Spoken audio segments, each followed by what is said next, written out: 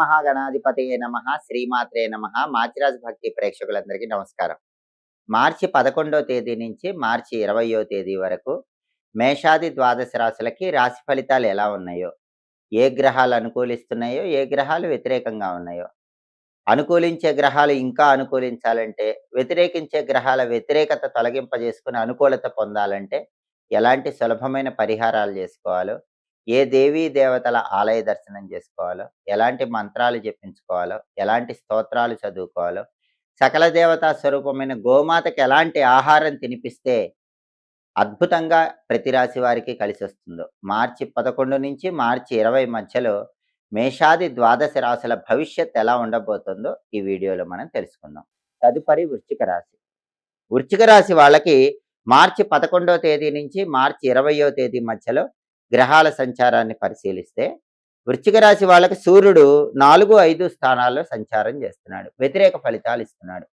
వృశ్చిక రాశి వాళ్ళకి సూర్యుడి బలం తక్కువ ఉంది. ఆఫీసులో టెన్షన్స్ ఉంటాయి. పని ఒత్తిడి, హార్డ్ వర్క్ ఎక్కువ ఉంటుంది. బాస్ ఎక్కువ వర్క్ ఇస్తాడు. సహనంతో మీ పని మీరు చేసుకుంటూ వెళ్ళాలి. బాస్తో కానీ కొలీగ్స్తో కానీ ఏమైనా డిఫరెన్సెస్ వచ్చే అవకాశం ఉంది. అలా రాకుండా జాగ్రత్త పడాలి. అంతేకాకుండా తండ్రి వైపు బంధువుల వల్ల కూడా కొన్ని సమస్యలు ఉంటాయి. వాళ్ళతో కూడా జాగ్రత్తగా ఉండాలి. అగ్రికల్చర్లో కూడా ఆటుపోట్లు ఉంటాయి. ఆ విషయంలో కూడా అప్రమత్తంగా వ్యవహరించాలి. ఆరోగ్యం పట్ల ప్రత్యేకమైన శ్రద్ధ వహించడం అవసరం. రవి బలం లేదు కాబట్టి ఈ జాగ్రత్తలు వృశ్చిక రాశి వాళ్ళు తీసుకోవాలి. ఈ 10 రోజుల్లో రవి బలం రావాలంటే నానబెట్టిన గోధుమలు బెల్లంతో కలిపి ఆవుకు పెట్టాలి. కేజీంబావు గోధుమలు ఎర్ర వస్త్రంలో మూటగట్టి బ్రాహ్మణుడికి దానం ఇవ్వాలి. అలాగే సూర్యుడికి అధిష్టాన దైవం విష్ణుమూర్తి కాబట్టి ఓం నమో నారాయణాయ అష్టాక్షరి మంత్రం రోజు 21 సార్లు చదవాలి. అలాగే విష్ణు సహస్రనామ స్తోత్రం కానీ విష్ణు పంజర స్తోత్రం కానీ చాంటింగ్ వినాలి. అప్పుడు సూర్యుడిచ్చే వ్యతిరేక ఫలితాలన్నీ పోతాయి, అనుకూల ఫలితాలు వస్తాయి. అలాగే వృశ్చిక రాశి వాళ్ళకి బుధుడు 4వ స్థానంలో అనుకూలంగా ఉన్నాడు. వృశ్చిక రాశి విద్యార్థులకైతే తిరుగులేదు. బ్రహ్మాండమైన ర్యాంకులు వస్తాయి. ఎగ్జామ్స్ రాశారో తిరుగులేని ర్యాంక్ వస్తుంది. కాంపిటేటివ్ ఎగ్జామ్స్లో సక్సెస్ వస్తుంది. కావలసిన కాలేజీల్లో స్కూళ్ళల్లో సీట్ సంపాదించే యోగం ఉంది. వృశ్చిక రాశి నిరుద్యోగులకు కూడా చాలా బాగుంది. నిరుద్యోగులకి వాళ్ళ క్వాలిఫికేషన్కి తగిన జాబ్ వచ్చే అవకాశం ఉంది. అలాగే మంచి ప్యాకేజ్ జాబ్ వచ్చే అవకాశం ఉంది. వ్యాపారస్తులకు కూడా బలం చాలా బాగుంది. వ్యాపారస్తులకు ఊహించిన దానికంటే ఎక్కువ లాభాలు వ్యాపారంలో వచ్చే అవకాశం ఉంది. విద్యారంగం బాగుంది, వ్యాపార రంగం బాగుంది. నిరుద్యోగులు ఉద్యోగం కోసం చేసే ప్రయత్నాల్లో చక్కటి అనుకూల ఫలితాలు కనిపిస్తాయి. ఇవన్నీ కూడా బుధుడి 4వ స్థాన సంచారం వల్ల వృశ్చిక రాశి వాళ్ళకు వస్తాయి. అలాగే వృశ్చిక రాశి వాళ్ళకి కుజుడు మాత్రం 4వ స్థానంలో వ్యతిరేక ఫలితాలు ఇస్తున్నాడు. దీన్ని అర్ధాష్టమ కుజదోషం అంటారు. అర్ధాష్టమ కుజదోషం ఉన్నప్పుడు ఏం జరుగుతుంది? ఏదైనా ప్రాపర్టీ కొంటే ఖచ్చితంగా ఇబ్బంది ఉంటుంది. ప్రాపర్టీ అమ్మినా కూడా ఇబ్బంది ఉంటుంది. ప్రాపర్టీస్ కొనటానికి కానీ అమ్మటానికి కానీ కొద్దిగా ఇబ్బందికర పరిస్థితులు చోటు చేసుకుంటాయి. అందుకే సాధ్యమైనంత వరకు భూములు, గృహాలు, స్థలాలు, పొలాలు ఇటువంటివి అమ్మకుండా చూసుకోండి. బాగా ఎమర్జెన్సీ ఉంటే తర్వాత అమ్మండి. అలాగే కొనుక్కోవాలని ప్రయత్నించినా కూడా కొనుక్కోవటానికి పూర్తి బలం అనేది ఇప్పుడు వృశ్చిక రాశి వాళ్ళకి లేదు. అర్ధాష్టమ కుజదోషం ఉంది. ఈ అర్ధాష్టమ కుజదోషం వల్ల రియల్ ఎస్టేట్లో కూడా చాలా వరకు వ్యతిరేక ఫలితాలు ఉంటాయి. అప్పులైపోయే అవకాశం ఉంది. బ్యాంకు లోన్ శాంక్షన్ అవటం కూడా ఆలస్యం అయ్యే సూచనలు ఎక్కువగా ఉన్నాయి. ఇవన్నీ కూడా అర్ధాష్టమ కుజదోషం వల్ల వృశ్చిక రాశి వాళ్లకు ఉన్నటువంటి సమస్యలు.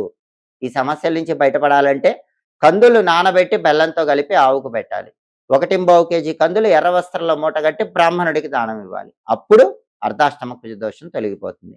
అలాగే సుబ్రహ్మణ్య ఆలయ దర్శనం, నరసింహస్వామి ఆలయ దర్శనం చేసుకొని వస్తే కూడా అర్ధాష్టమ కుజదోషం నుంచి బయటపడచ్చు. అలాగే సుబ్రహ్మణ్య అష్టకము, లక్ష్మీ నృసింహ కరావలంబ స్తోత్రం ఈ రెండు కూడా చదవటం కానీ వినటం కానీ చేస్తే కూడా అర్ధాష్టమ కుజదోష తీవ్రతను వృశ్చిక రాశి వాళ్ళు తగ్గింపజేసుకొని అనుకూల ఫలితాలు పొందవచ్చు.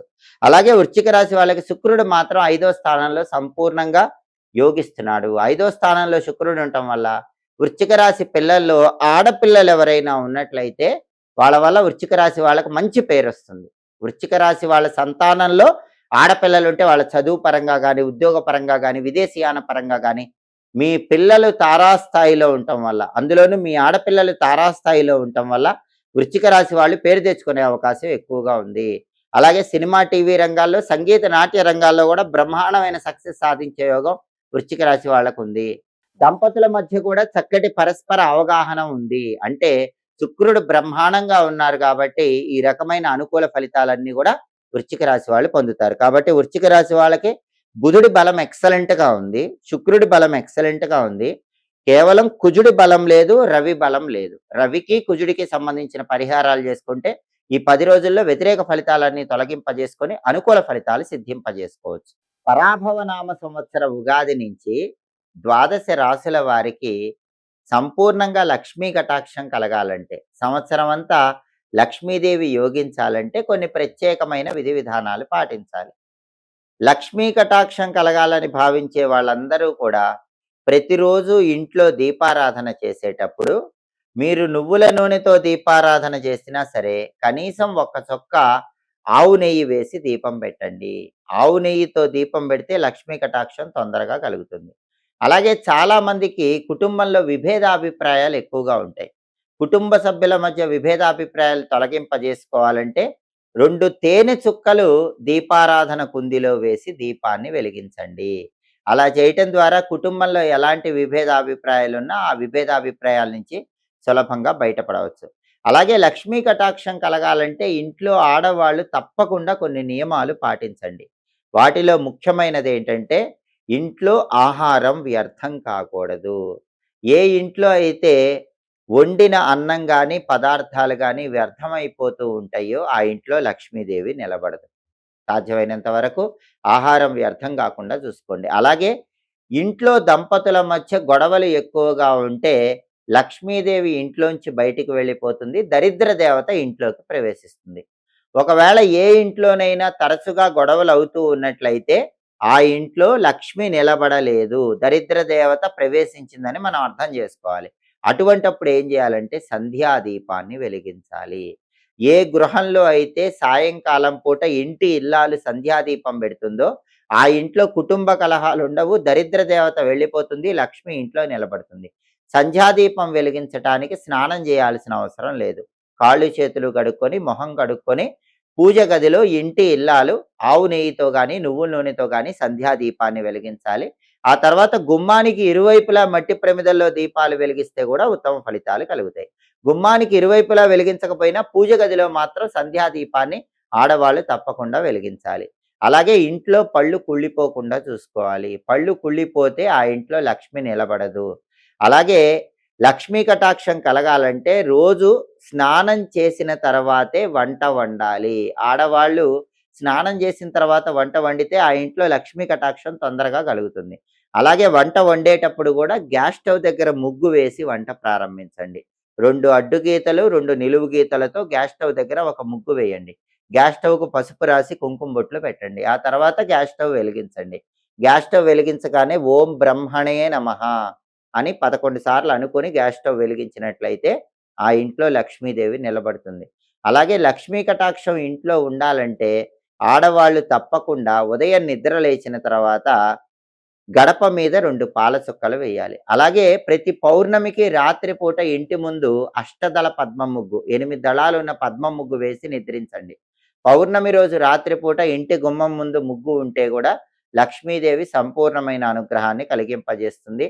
అలాగే రాత్రిపూట పూజ గదిలో వెలుతురు ఉండేలాగా చూసుకోవాలి. రాత్రంతా పూజ గదిలో దీపం వెలిగితే చాలా మంచిది. అలా దీపం వెలగటం వీలు కాకపోతే కనీసం ఒక చిన్న నైట్ బల్బ్ అయినా రాత్రంతా పూజ గదిలో వెలుగుతూ ఉండేలాగా చూడాలి. ఆడవాళ్ళు నిద్రపోయే ముందు కూడా చేతికున్న గాజులు తీయకూడదు, చెవి కమ్మలు తీయకూడదు.